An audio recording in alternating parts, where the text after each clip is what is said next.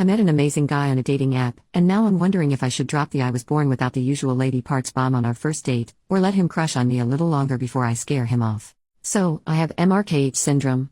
Basically, this means I was born without a vagina, vaginal canal, cervix, uterus, and fallopian tubes. This makes it so I am unable to make love and unable to have children. I met a guy on a dating app about a week ago and we've been texting ever since. I've been super busy with school, volunteer work, and meetings, so we haven't actually met in person yet. We spoke on the phone once so far while he was walking home from work at 3 a.m. He's a bartender. He's really funny, and I feel like he gets me. We've set up a coffee date for Wednesday and I'm really looking forward to it. So far, he's definitely shown interest in me, saying things like how he's been crushing on me or how he thinks I'm really sweet and lovely. I don't want to get ahead of myself, but I feel the same way back. This is the first time I've ever connected with someone this way on a dating app. I'm excited, but at the same time I'm also very nervous. He's very honest and blunt about things and I feel that I need to reciprocate that. A lot of doctors and therapists say that there's no right time to discuss it, only when you feel comfortable. Although that's true, I don't want either of us to be invested in the other before having the chance to talk about it. So I guess my question is, how long should I wait before telling him? Would it be too much if I told him on our first date? I mean, for all I know, maybe he won't even be interested in me after we meet in person. But at the same time, if he is, I'm not trying to scare him away. And a follow-up question, how do I begin to tell him? Maybe a funny way to approach it? Or a good conversation starter that could lead the conversation towards my condition? I've told one guy before and that didn't go too well.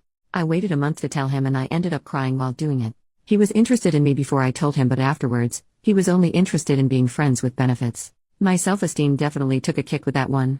First update 5 days later, I apologized for the length of this, but I suppose I needed something for me to lay out what happened and come to terms with it myself. In short, it went terrible. And frankly, I didn't handle it well. The original plan was to get coffee, see how the date went and go on from there. He told me he had been recently fat-fished, not sure if that is the correct term, but he had previously met up with a girl who was way heavier than what was presented in her dating profile, and it allegedly went poorly. He was texting me less and less leading up to the day we planned on meeting, last Wednesday. He texted me Tuesday morning saying that he was sick, and apologized for the lack of communication. I had classes that day and was only able to get back to him later in the evening. I asked him if he was busy because I wanted to call him, see how he was feeling, and figure out what the plan was. I told him that health comes first, and we can always reschedule, but he insisted how badly he wanted to see me. Somehow he convinced me to see him Tuesday, at his place, even though he was sick. Once I got to his place, he was extremely sweet and nice. We totally hit it off. He complimented me a lot, said I was cute and hugged me, twice, all excitedly like when a puppy sees you when you get home after a long day. He made us coffee, and we talked about life, school, family, hobbies and interests, etc. It was going very well. We got into the discussion of movies and TV shows, and he ended up turning on his TV, and switched to Netflix. I asked him if he watched any anime. Personally, I'm not big on anime, but I've seen a few shows because my younger brother is into it. I recommended Full Metal Alchemist to him and we started watching that. He asked if he could sit closer to me. I said yes, and he noticed I was cold, so he turned up the heat and brought out a blanket for us. I had my head resting on his chest with his arm around me, and I joked about how fast his heart was beating. He said that it was probably because he had a cute girl sitting with him. In that moment, I realized I had to tell him about my condition. It took a while for me to get into that discussion because 1. I just wanted to hold on to that moment for a bit longer, and 2. I wanted to tell him, but I couldn't get the words to come out. He looked at me and tried going in for a kiss, but I pulled away. I said that I had to tell him something and asked him to turn off the TV. He obliged. I just froze after that. I literally couldn't get the words to come out in the way I wanted them to or how to begin to talk coherently. Even though I asked for advice in the previous post, I totally went blank in that moment, and none of it was implemented effectively. I tried changing the conversation because I felt like I was going to cry, but he assured me that I could tell him. I honestly don't remember what I said because I'm pretty sure my brain shut down, but I managed to mumble some sort of god-awful explanation. He asked a few questions, and then said he wasn't sure if he could be in a relationship that doesn't involve love-making.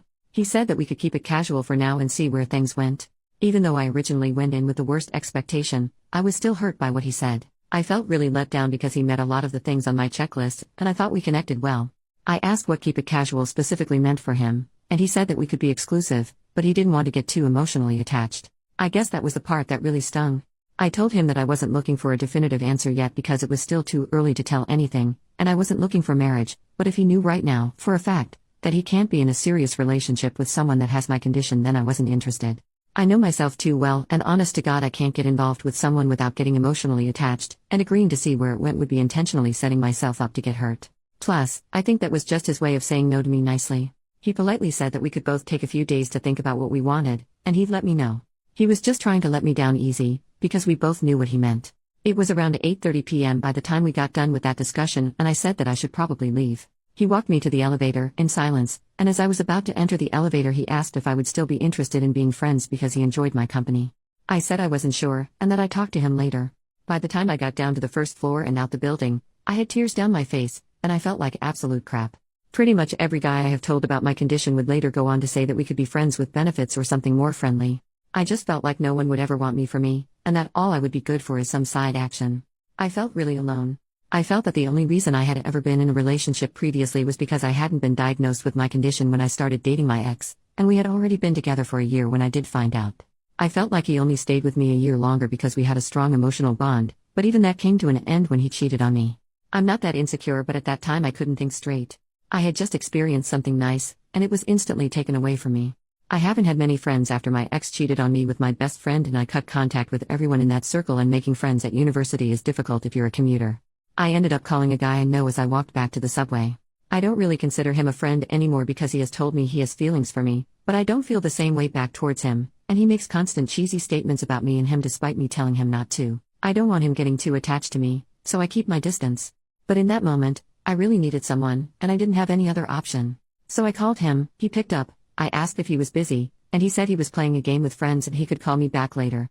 I didn't want to bother him like that, so I told him it wasn't necessary. So, I did something very stupid, and called my ex. His girlfriend, the girl he cheated on me with, had him block my number, so it went straight to voicemail. Like any insane person, I left a very pathetic voicemail, sobbing and all. I said I didn't have anyone to talk to and apologized for calling him, but I couldn't think of anyone else to talk to. I didn't mention what happened or anything, just that I needed someone. I stood outside in the cold, it's snowing here, for a while until my whole body felt numb. I gathered myself and thought, come on, what the heck are you doing? This is not you. You're better than this. I promptly got on the subway, went home, got into bed, and went to sleep. I woke up the next morning with a fever. That's what I get for getting too close to a guy that's sick, but still had to go to class and attend tutorials. I thought about my reaction a lot, and how poorly I had handled it. Clearly, I have issues I need to work on. I stayed late after the tutorial getting extra help, and after my TA was done helping all the other students, I went to her office and privately asked her if she had any recommendations for someone that I could talk to on campus. She asked me if it had to do with academic stress or something more personal. I said the latter. She pulled out her laptop so quick and got me numbers, emails, and addresses for places I could contact on campus.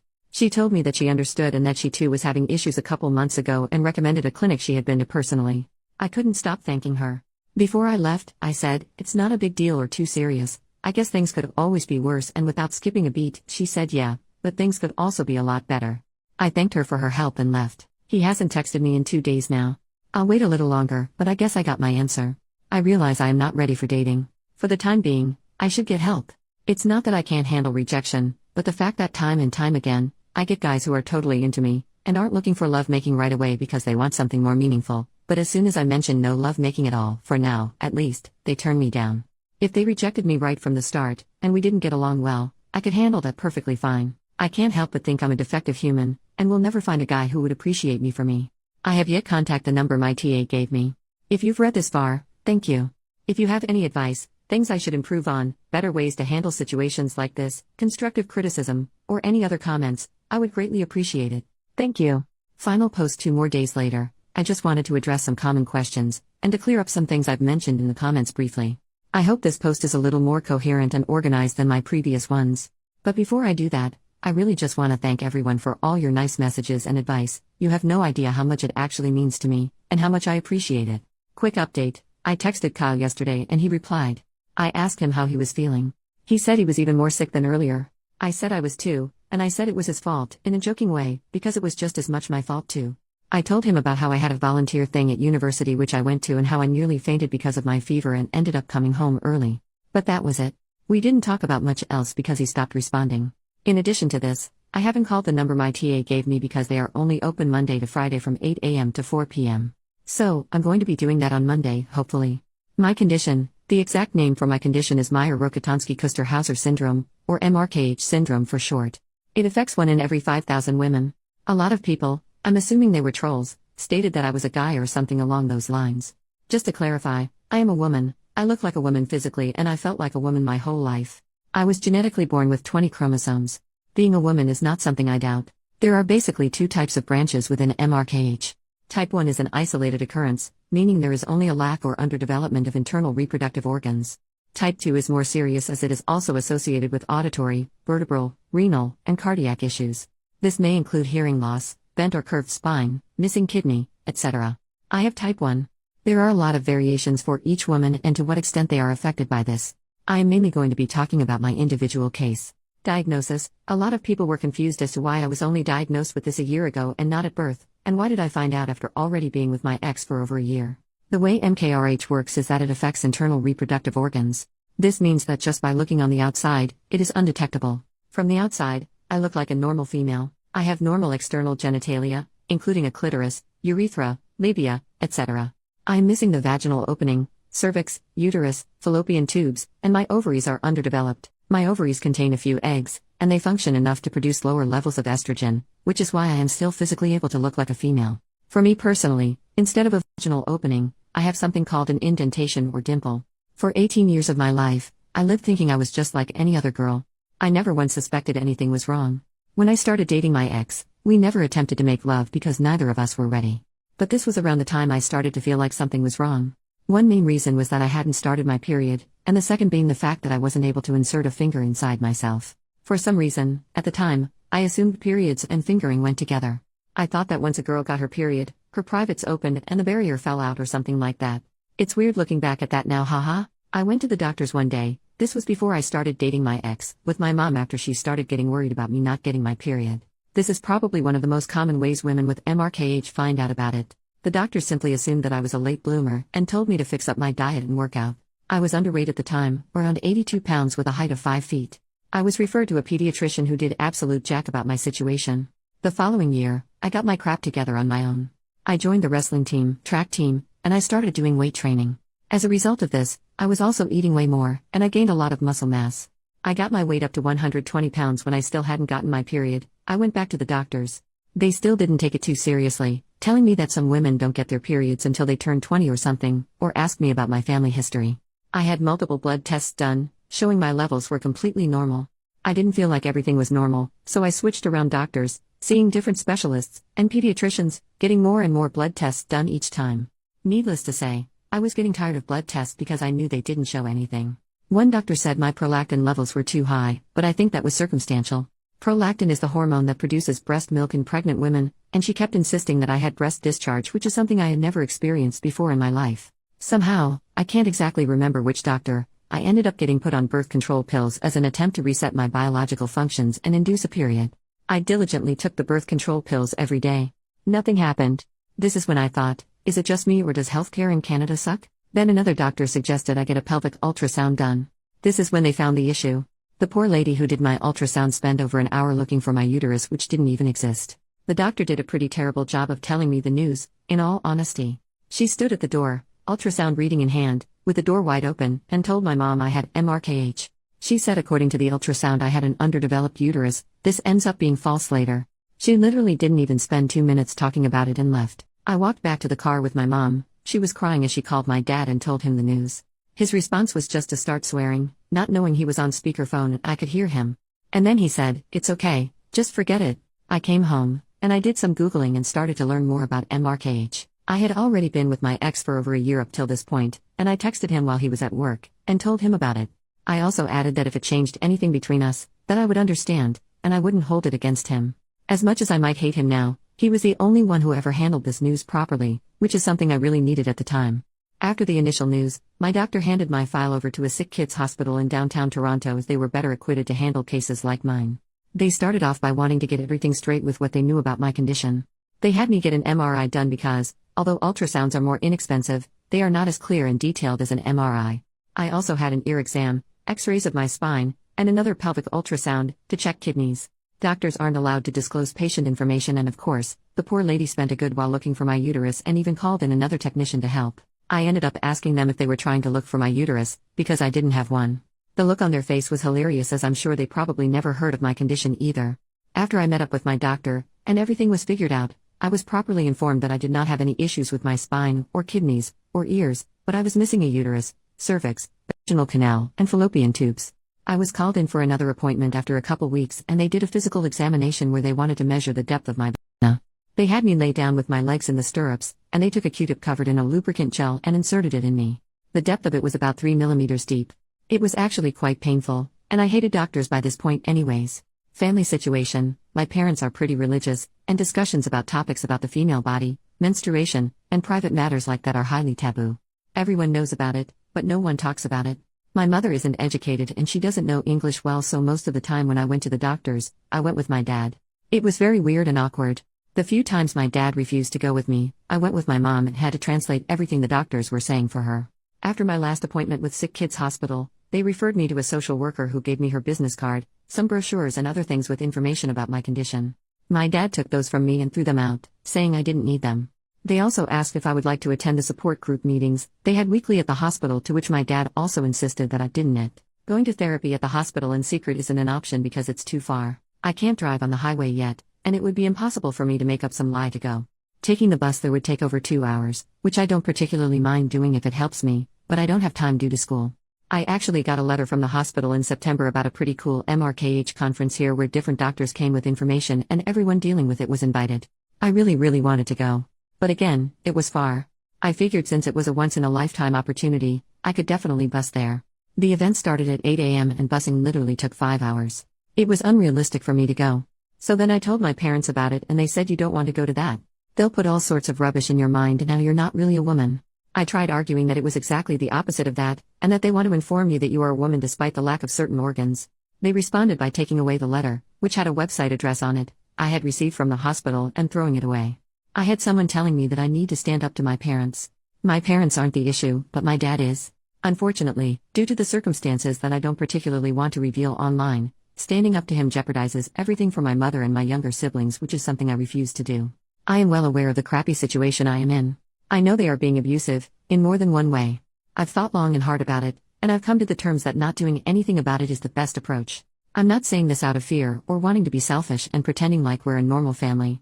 I've seriously taken everyone's well-being and the future of my younger siblings into consideration, and unfortunately, this is the best option for now.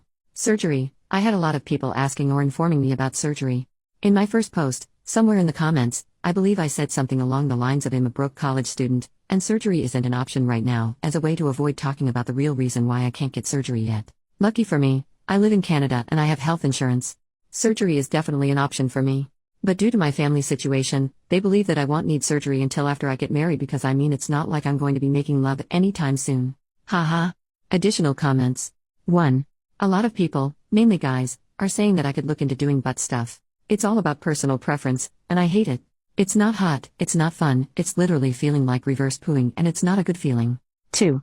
I can look into the asexual community, but I am not asexual. I may not be able to satisfy my needs, but I do have a pretty high intimate drive, and I do enjoy giving and other sexual activities. I don't know if I would want to be in a relationship with an individual who does not want that. 3. A lot of people had a lot to say about how I handled the situation. Some saying I did the right thing, and others saying I did it too soon. Honestly, I haven't figured out the right way to go about it. I have experimented with telling on first date, telling after a couple dates, telling before we even meet up, and none of them have gone well at all. I once told a guy about my condition before we met up, and the first thing he said to me when he saw me was, "Aren't you surprised I still agreed to meet up with you after what you told me?" I was so taken aback by it, I didn't even know how to respond to such an insensitive and arrogant comment. Someone said that if a dude has irritable bowel syndrome, I'm sure it's an important part of their life, but it's a huge first date turnoff. So he shouldn't disclose it on the first date. True, but it's not like them screwing is going to be affected by his IBS. I didn't disclose it because it was an important aspect of my life, but because it was relevant to what was happening.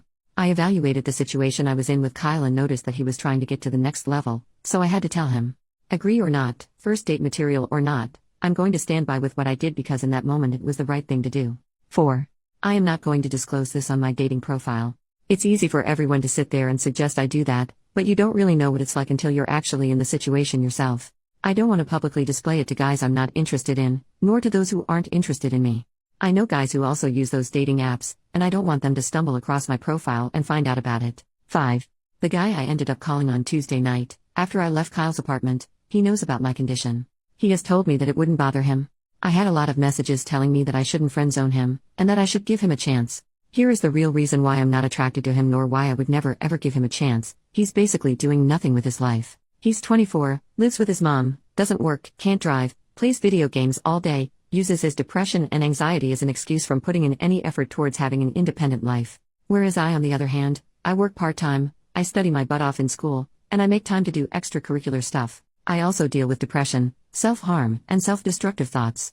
But I treat each day as an opportunity to make progress. I'm not saying I'm better than him because our circumstances are very different, nor am I saying that he's not trying his best because everyone deals with things differently. I'm just saying he doesn't have his crap figured out yet, and I'm not into that. In addition to this, he was once involved in a situation where he was the other guy. He was involved with a girl who had a boyfriend, and he knew this before getting involved with her but continued with it anyway because he was lonely. I was on the opposite end of that kind of situation, and even though he might not be aware of the magnitude of his actions, I am. There is no way I am dating someone who selfishly puts their needs first and is able to convince themselves that cheating is somehow okay. 6. I think one of the main reasons I even turned to Reddit in the first place was because I am clearly looking for some sort of support because therapy isn't an option for me. Social media platforms for support do exist, but my parents had me added or followed on those, and I don't want them finding out. This is far longer than it needed to be, sorry. I hope I answered some questions. I really do appreciate all the support I got. Thank you, and take care everyone. Edit 1, I'm only doing this to feel better about myself. Kyle finally replied to me and said, I definitely do not want to get involved. Fuck you, Kyle. If y'all want to hate on him, feel free to. I welcome it with open arms. Edit 2, I think I forgot to address this earlier. For those of you asking whether I can orgasm through clitoral stimulation, the answer is no. My clitoris is underdeveloped. Stimulation feels good, but it's not enough to reach orgasm. Maybe a stronger vibrator or something like that would work? I don't know. I haven't tried. Edit 3, guys. I can still pee. I have a urethra. You do not put a guy's pee-pee in the same place you pee from. Simply anatomy.